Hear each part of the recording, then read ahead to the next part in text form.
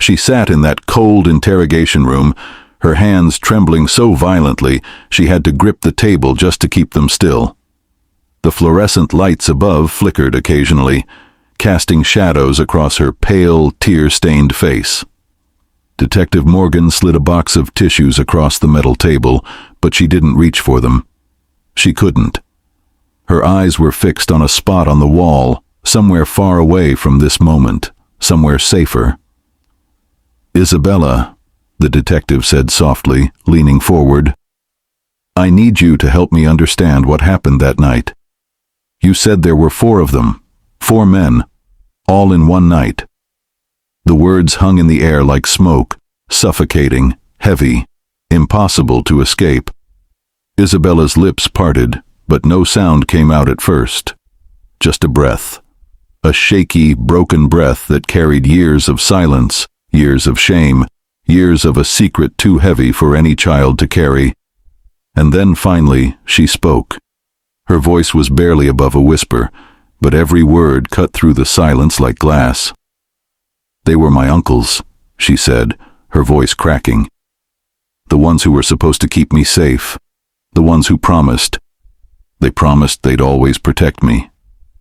Her eyes filled with tears again, spilling over, running down her cheeks in rivers she no longer tried to stop. "But that night..." She paused, her breath hitching in her chest. "That night, they took everything. If you're watching this right now, please, don't scroll past, don't look away. Because stories like Isabella's, they happen every single day. In homes that look just like yours, in families that seem just like yours. Behind closed doors where no one can hear the screams.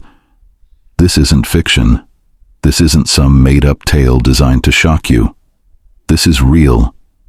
This is the story of a girl who trusted the wrong people, who loved the wrong people, who believed that family meant safety, and it almost destroyed her. But before we go any deeper into Isabella's story, before we walk through the darkness with her, let us know in the comments where you're watching from. We'd love to hear from you. And if you're new here, click on the subscribe button so you never miss any of our upcoming videos. Because these stories, they need to be told, they need to be heard, and maybe, just maybe, they can save someone's life. Isabella Rose Carter was born on a rainy October morning in Portland, Oregon. Her mother used to tell her that the rain was a blessing, that it washed away all the bad things in the world and made room for new beginnings. But Isabella's new beginning didn't last very long. When she was just 6 years old, her mother was diagnosed with stage 4 breast cancer. The doctors said they caught it too late, said there wasn't much they could do except make her comfortable. Isabella remembers sitting in those hospital rooms, the smell of antiseptic burning her nose, watching her mother get smaller and smaller with each passing day. She remembers holding her mother's hand, how thin and fragile it felt, like holding a bird with broken wings. Her mother died 3 months after the diagnosis. And just like that, Isabella's world shattered into a million pieces that she didn't know how to put back together. Her father, a long-haul truck driver named Daniel, tried his best. He really did. But grief has a way of swallowing people whole, and Daniel was drowning in it. He started taking longer routes, staying away for weeks at a time until one day he just didn't come back at all. They found his truck abandoned at a rest stop in Nevada, his wallet and phone left behind on the dashboard. No note, no explanation. Just gone. Isabella was 7 years old, and suddenly she had no one. That's when her mother's family stepped in. Her grandmother Margaret was too old and too sick to take on a child full-time, but she made sure Isabella wasn't left to the foster system. Family takes care of family, she'd always say. So Isabella moved in with her Aunt Rachel and Uncle Thomas, but the arrangement was never quite stable. Aunt Rachel worked double shifts at the hospital, and Uncle Thomas drank more than he should have. So Isabella spent most of her time being passed around between relatives, staying a few weeks here, a few months there, like a package that no one really wanted to keep but felt obligated to hold on to. And that's how she ended up spending so much time with her uncles. Uncle Marcus, her mother's youngest brother, was the cool one. He was 32, worked in construction, had a motorcycle and a leather jacket that smelled like cigarettes and cologne. He'd take Isabella for rides sometimes, let her sit on the back and feel the wind in her hair.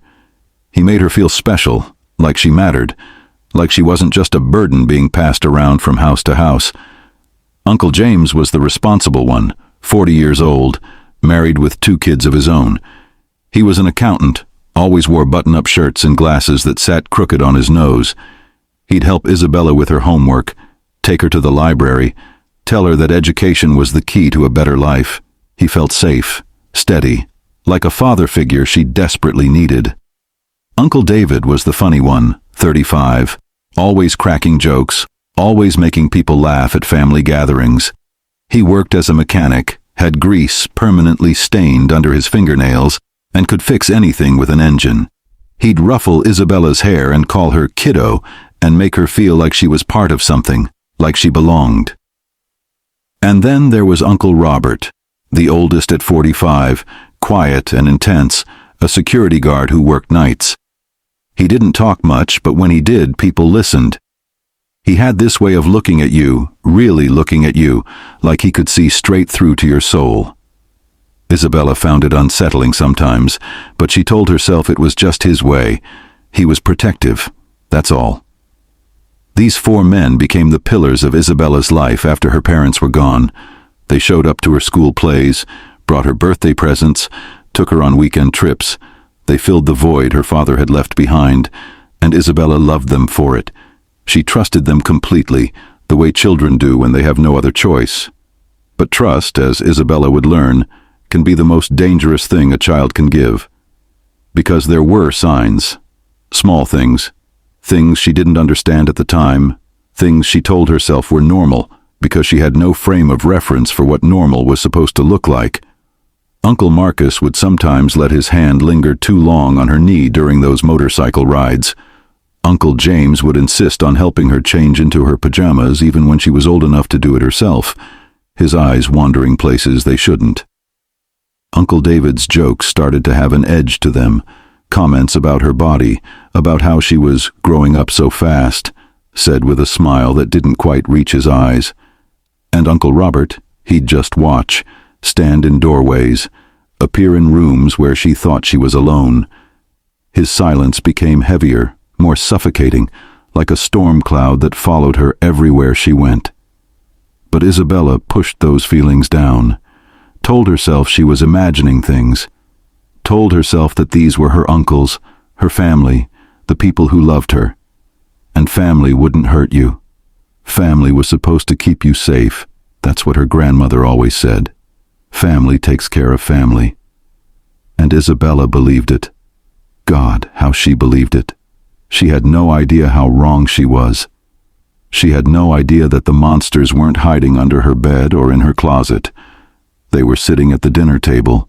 They were tucking her in at night. They were the ones she called when she was scared, and they were just waiting for the perfect moment to show her who they really were. July 14th. That was the night. Isabella would never forget the date, no matter how hard she tried. It was her grandmother's 75th birthday, and the whole family had gathered at Uncle James's house for a celebration. The backyard was strung with lights, tables covered in food, music playing from a portable speaker someone had set up by the deck. Kids were running around, adults were laughing, drinking, sharing stories about the good old days.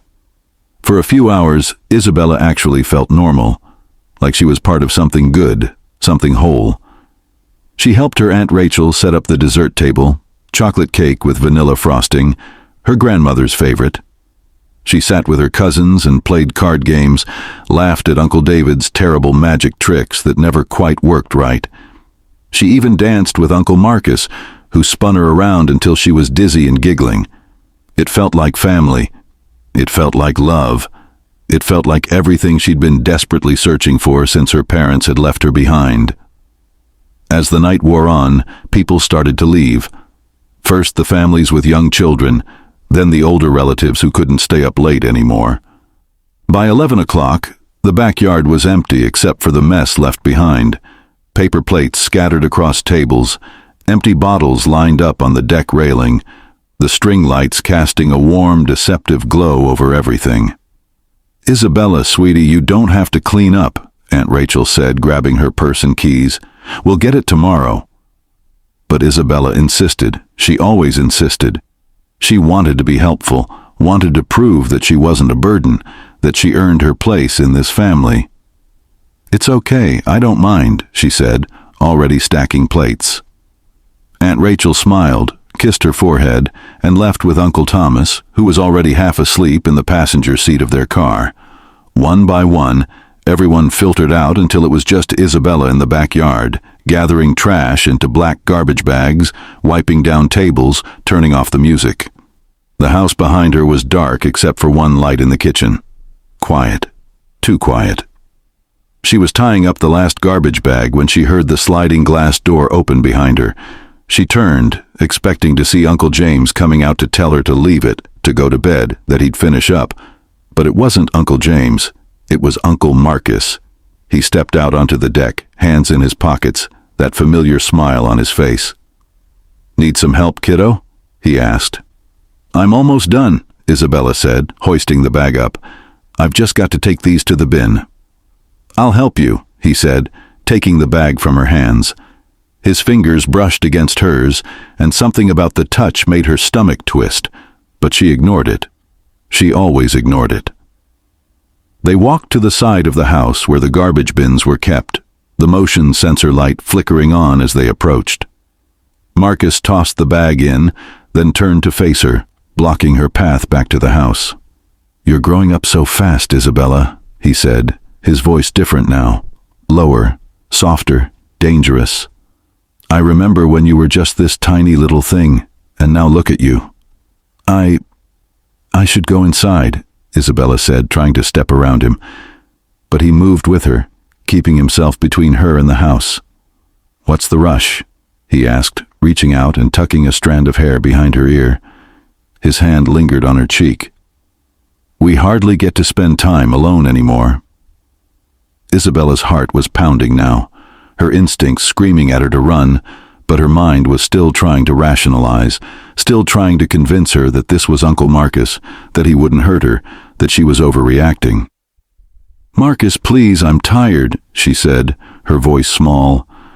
"I just want to go to bed." "You don't have to be scared of me," he whispered, stepping closer. Too close, so close she could smell the alcohol on his breath. "I've always taken care of you, haven't I? I've always been there for you." And then his hand was on her waist, pulling her toward him, and Isabella froze. Just froze. Like every muscle in her body stopped working all at once. She couldn't move, couldn't scream, couldn't do anything except stand there while his other hand slid up her back, while his lips pressed against her neck, while every cell in her body screamed that this was wrong, this was so wrong, but her voice wouldn't work. "There she is." The voice came from behind her. She turned her head and saw Uncle David stepping out of the shadows by the garage, a cigarette dangling from his lips. He flicked it to the ground, crushed it under his boot, and walked toward them with that same easy smile he always wore. But there was nothing easy about his eyes. They were cold, calculating, empty. "We've been waiting for this," David said, and Isabella's blood turned to ice. Waiting. They'd been waiting. This wasn't an accident. This wasn't a mistake. This was planned. "No," Isabella whispered, the word barely audible. "Please, no." Marcus's grip tightened on her waist, his other hand moving to cover her mouth before she could say anything else. "Shh, shh. It's okay," he said, his voice sickeningly gentle. "We're family, remember? Family takes care of each other." The sliding glass door opened again, and Uncle James stepped out, adjusting his glasses, his face expressionless. He looked at Isabella, looked at Marcus holding her, looked at David standing there with his arms crossed, and he didn't say a word. He just nodded, like this was normal, like this was expected. And then Uncle Robert appeared from inside the house, moving silently, his footsteps barely making a sound as he crossed the deck and stepped down into the backyard. He stopped a few feet away from them, his arms folded across his chest, His eyes locked on Isabella with an intensity that made her want to disappear into the ground. "Please," Isabella tried to say through Marcus's hand, "please don't." But no one was listening. No one cared. She was alone, surrounded by 4 men who had sworn to protect her, who had held her when she cried, who had promised her that she was safe, that she was loved, that she would never be alone again. And now they were going to destroy her. They took her inside, up the stairs, into one of the guest bedrooms at the end of the hall, far away from where anyone might hear. Marcus kept his hand over her mouth the entire time, whispering things in her ear, horrible things, things that made her want to claw her way out of her own skin. David locked the door behind them. James closed the curtains. Robert just stood there, watching, waiting his turn. And then it started. Isabella won't talk about the details. Can't talk about them. Even now, years later, there are parts of that night that her mind has locked away, hidden in dark corners where she doesn't have to look at them. Dissociation, the therapists call it. A survival mechanism. The brain's way of protecting itself when the pain becomes too much to bear. But she remembers pieces. She remembers Marcus first, his hands rough and urgent. She remembers trying to fight, trying to push him away, but he was so much stronger, and her body felt like it was made of lead, heavy and useless. She remembers the sound of her own voice, begging, pleading, asking them why would they do this? What did she do wrong? But there were no answers, just laughter, just grunts, just the sound of her own heartbeat pounding in her ears like a drum. She remembers David next, his breath hot against her skin, his voice in her ear telling her to stop crying, to be quiet, to be a good girl. She remembers James taking off his glasses, folding them carefully, setting them on the nightstand like he was preparing for a routine task, something mundane and everyday. And she remembers Robert. God, she remembers Robert. He didn't say a single word the entire time. He just looked at her with those cold, empty eyes, and she knew in that moment that he felt nothing. No guilt, no shame, no humanity. He looked at her like she was nothing, like she was just an object, just a thing to be used and discarded. The night stretched on forever. Hours that felt like days. Pain that felt like it would never end. And through it all, Isabella's mind kept screaming the same question over and over again. Why? Why would they do this? Why would the people who were supposed to love her, who were supposed to protect her, why would they hurt her like this? But deep down, in a place she didn't want to acknowledge, she already knew the answer. Because they could. Because she was vulnerable. Because she had no one else. Because they knew she wouldn't tell. Because they knew she had nowhere to go. Because they knew that without them, she was completely, utterly alone. And they were right. When it was finally over, when they'd each taken what they wanted and left her broken on that bed, Marcus leaned down close to her face. She could smell the sweat on his skin, see the satisfied look in his eyes. "If you tell anyone about this," he whispered, his voice deadly calm, "we'll make sure you never see your grandmother again. We'll tell everyone you're lying, that you're making it up for attention. And who do you think they'll believe? 4 respected men, or 1 broken little girl with no parents and nowhere to go?" Isabella couldn't even respond, couldn't even nod. She just lay there, staring at the ceiling, feeling like her entire body was on fire, like every nerve ending was screaming in agony. David patted her head like she was a dog. "Good girl," he said. "This is our little secret, okay? Just family business." James picked up his glasses, put them back on, and walked out of the room without a single word. And Robert, he just looked at her one last time, his expression completely blank, and then he left too. The door closed, the lock clicked, and Isabella was alone in the darkness, covered in shame and pain and the knowledge that her life would never, ever be the same again. Isabella woke up on the floor of that guest bedroom. She didn't remember falling asleep, didn't remember moving from the bed to the floor, but there she was, curled up in a ball, her entire body aching like she'd been hit by a truck. The morning sun was streaming through the gaps in the curtains, dust particles floating in the beams of light, everything looking so normal, so peaceful, like the world hadn't just ended. She tried to move, but her body wouldn't cooperate. Every muscle screamed in protest. Her legs felt like they were made of concrete. There was pain everywhere, sharp and burning and wrong, so wrong. She looked down at herself and saw bruises already forming on her arms, her thighs, her wrists, purple and blue marks in the shape of fingers. Evidence. Proof. But proof of what? Who would she show it to? Who would believe her? She forced herself to stand, using the bed frame to pull herself up, her legs shaking so badly she thought she might collapse. She needed to shower, needed to wash away the feeling of their hands on her skin, their breath on her neck, the smell of them that clung to her like a disease. She stumbled to the bathroom attached to the guest room, turned the shower on as hot as it would go, and stood under the spray until her skin turned red and raw. She scrubbed and scrubbed until her skin felt like it might peel off, but it didn't matter. She still felt dirty, still felt contaminated, like no amount of water could ever make her clean again. When she finally emerged from the bathroom, wrapped in a towel, her skin pink and throbbing, she heard voices downstairs, laughter, the smell of coffee brewing, pancakes on the griddle. She stood at the top of the stairs, gripping the railing, listening to them, her uncles, all four of them, sitting at the kitchen table like it was just another morning. Like last night had never happened. Like they hadn't just destroyed her. "Isabella!" Aunt Rachel's voice called up the stairs. "Come on down, honey. Breakfast is ready." Isabella's hands tightened on the railing. She wanted to scream, wanted to run down those stairs and tell Aunt Rachel everything. Tell her what they did. Tell her that the men sitting at her kitchen table were monsters. But when she opened her mouth, nothing came out, because Marcus's words were echoing in her head. Who do you think they'll believe?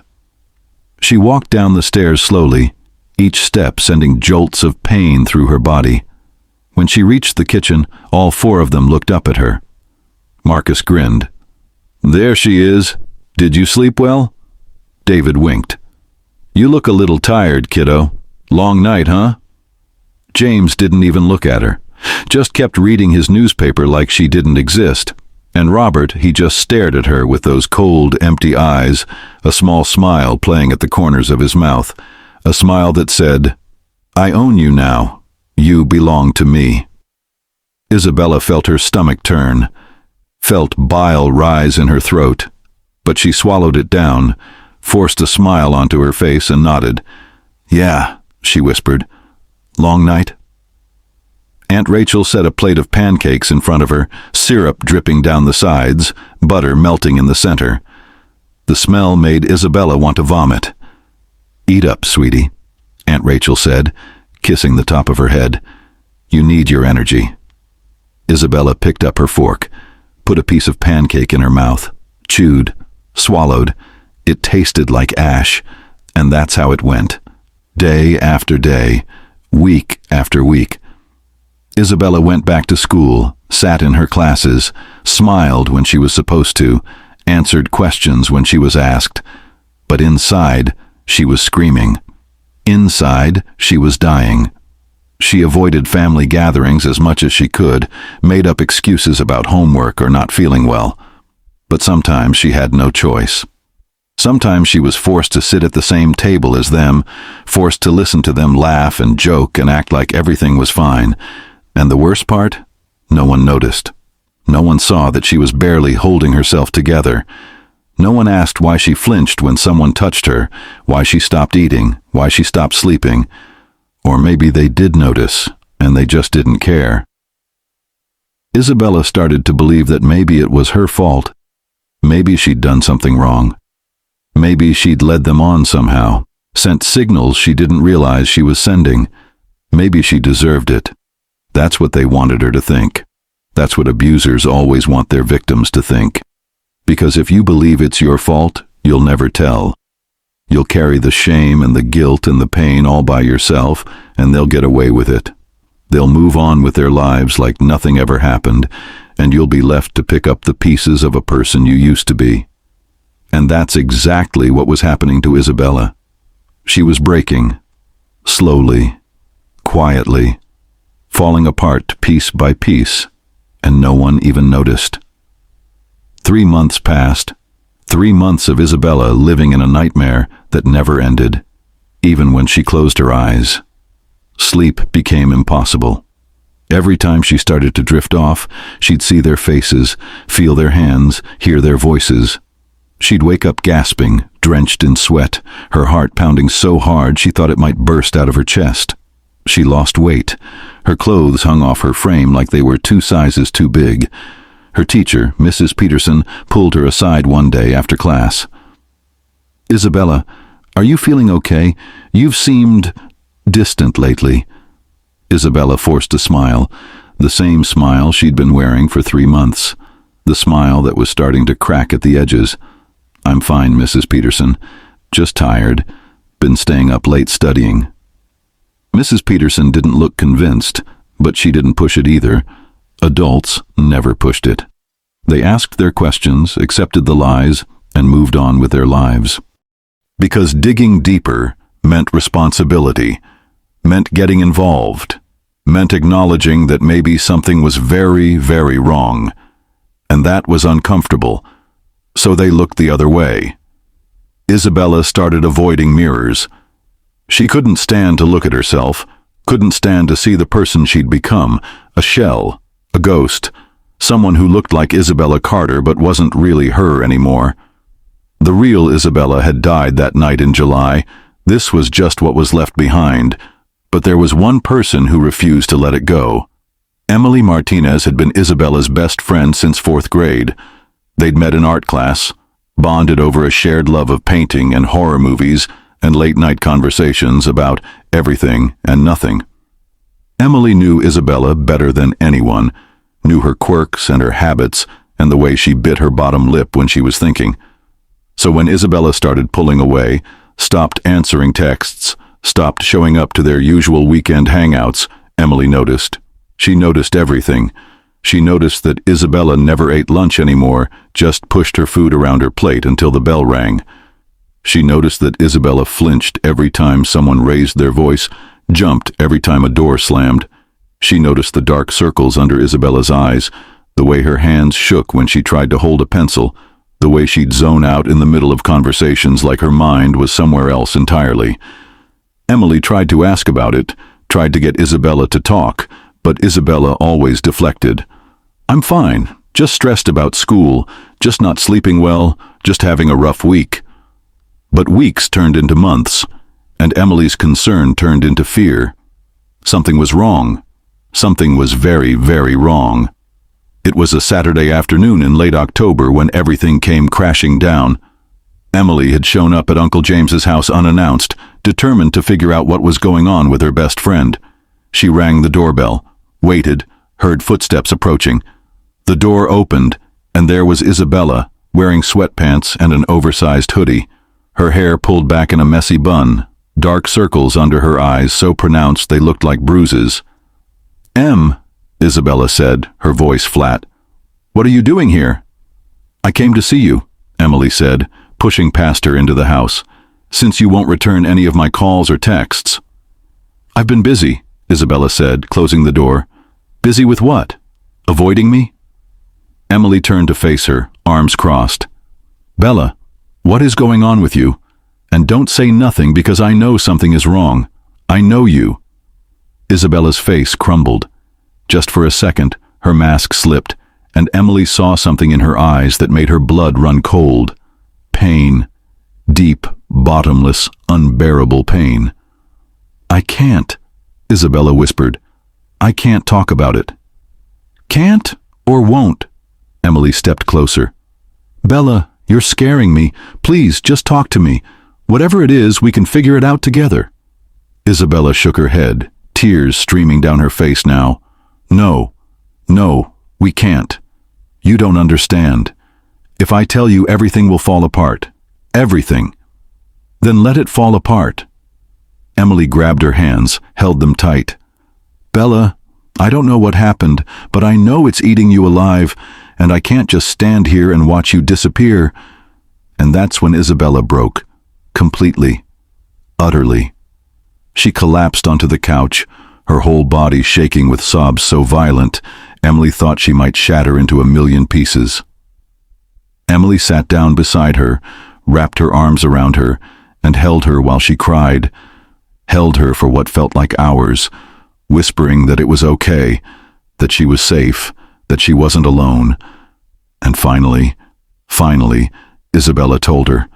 Not everything. She couldn't. The words wouldn't come. But she told her enough. Told her about that night.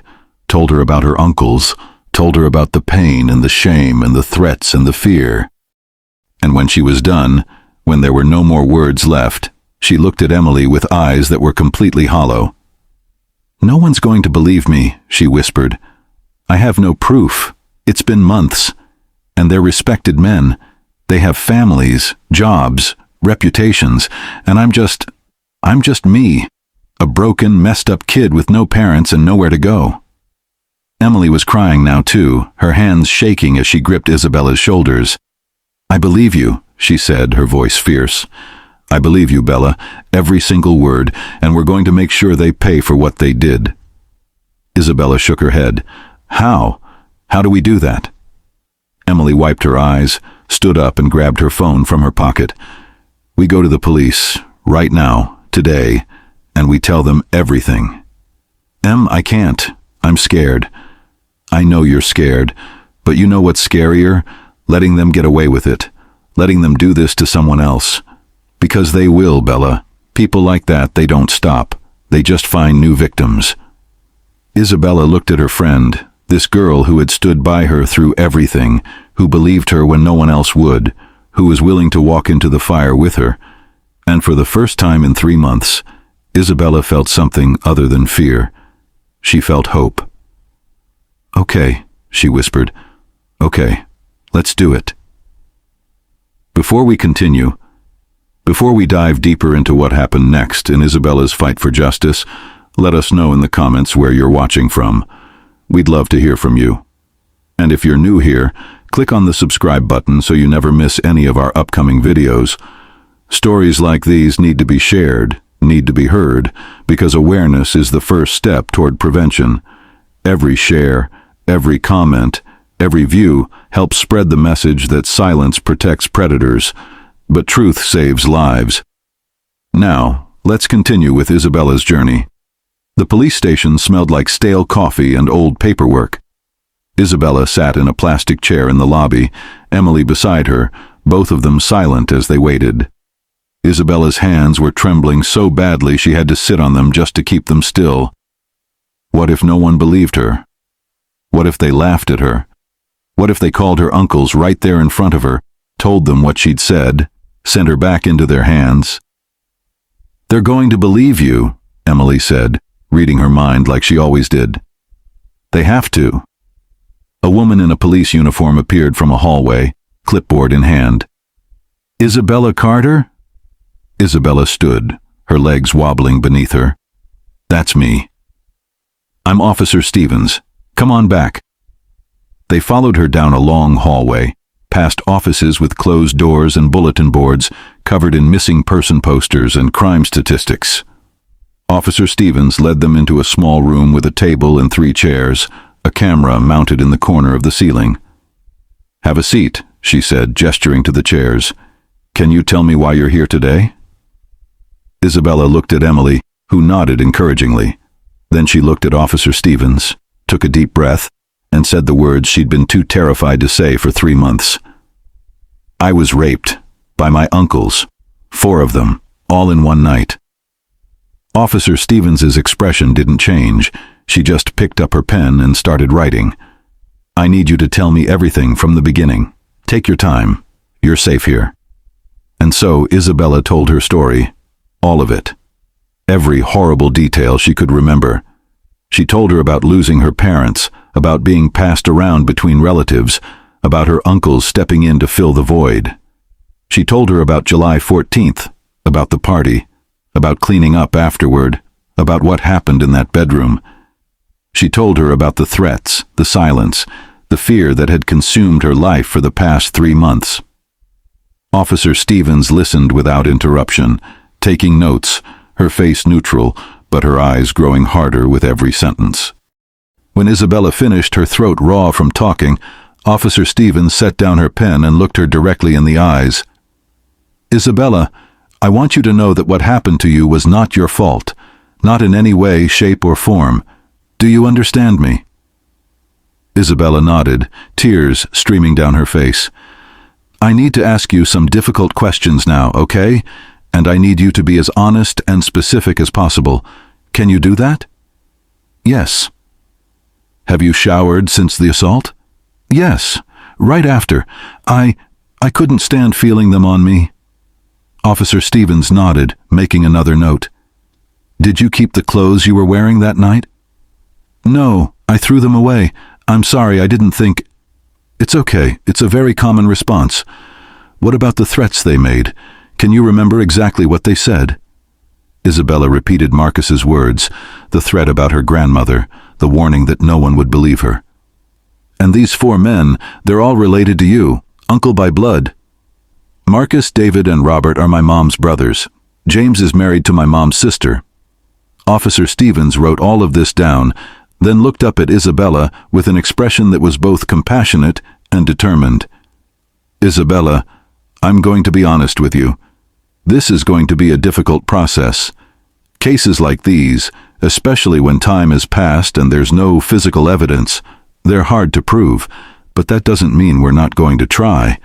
That doesn't mean I don't believe you, because I do." Isabella felt something break open in her chest. Relief. Validation. Someone believed her. Someone actually believed her. "What happens now?" Emily asked. "Now," Officer Stevens said, "we open an investigation." Detective Laura Morgan was assigned to Isabella's case 2 days later. She was a veteran investigator, 48 years old, with short graying hair and eyes that had seen too much darkness in the world. She'd worked sex crimes for 15 years, heard countless stories like Isabella's, and every single one still made her furious. She sat across from Isabella in that same interrogation room, a folder open in front of her containing everything Officer Stevens had documented. "Isabella, I'm Detective Morgan. I'm going to be handling your case from here on out. First thing I want to say is that I believe you. I know what you've been through, and I'm going to do everything in my power to make sure those men are held accountable. But I need your help, okay? I need you to be strong for just a little bit longer." Isabella nodded. She'd been strong for 3 months. What was a little bit longer? Detective Morgan pulled out a recorder, set it on the table between them. "I need you to tell me your story again, on the record this time. I know it's hard to repeat it, but it's necessary for the investigation. Can you do that?" Isabella told her story again, and then again. When a social worker came to do a forensic interview,